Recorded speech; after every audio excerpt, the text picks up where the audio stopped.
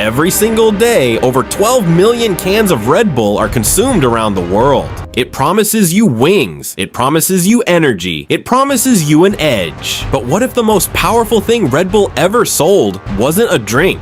They don't even make their own drink.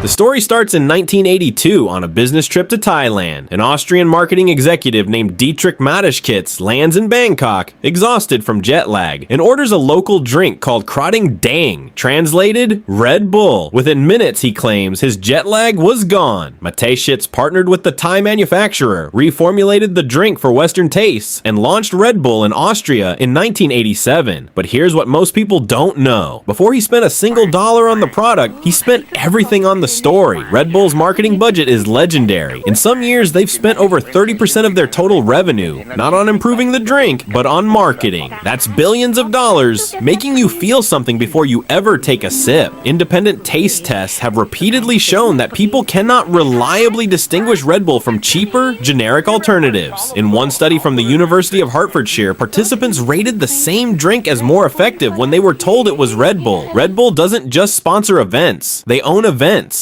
They own sports teams. They own media channels. Red Bull Media House produces films, music, and magazine content consumed by hundreds of millions of people, most of whom have no idea they're watching a brand. So let's talk about the actual product. A standard 250 milliliter can of Red Bull contains 80 milligrams of caffeine, roughly the same as a small cup of coffee, 27 grams of sugar. In the original formula, taurine, an amino acid found naturally in meat and fish B vitamins, commonly found in any multivitamin carbonated water. That's it. And yet, Red Bull has spent decades implying that taurine, in particular, is some kind of secret weapon. The caffeine works. That part is real, but caffeine is also in your morning tea, your chocolate bar, your headache tablet. The combination of ingredients Red Bull sells as revolutionary, you can replicate it for pennies. Here's where the story gets fascinating. When Red Bull first launched in several European countries, France, Denmark, Norway, governments banned it. Health concerns, unproven claims, regulatory issues, sales in surrounding countries skyrocketed. Banning a product is possibly the greatest marketing gift you can receive. Suddenly, Red Bull wasn't just an energy drink. It was dangerous. It was forbidden. And nothing makes a 19-year-old want something more than being told they can't have it. Red Bull never publicly encouraged this perception. They didn't have to. The headlines did the work. By the time France lifted its ban in 2008, Red Bull had become a cultural symbol of rebellion. The illusion had taken on a life of its own. Here's the part that might surprise you. After everything, the placebo branding, the questionable ingredients, the nightclub culture, Red Bull is, by almost any measure, a masterpiece of modern business. What Red Bull understood before almost anyone else is that in the modern world, perception is the product. The liquid in the can is the delivery mechanism. The real product is the feeling of being someone who drinks Red Bull, someone fast, someone fearless, someone who gives it everything. They didn't just build a brand, they built a world, a media empire, a sports empire, a cultural empire, all funded by a 250 milliliter can that costs 20 cents to produce and retails for $2.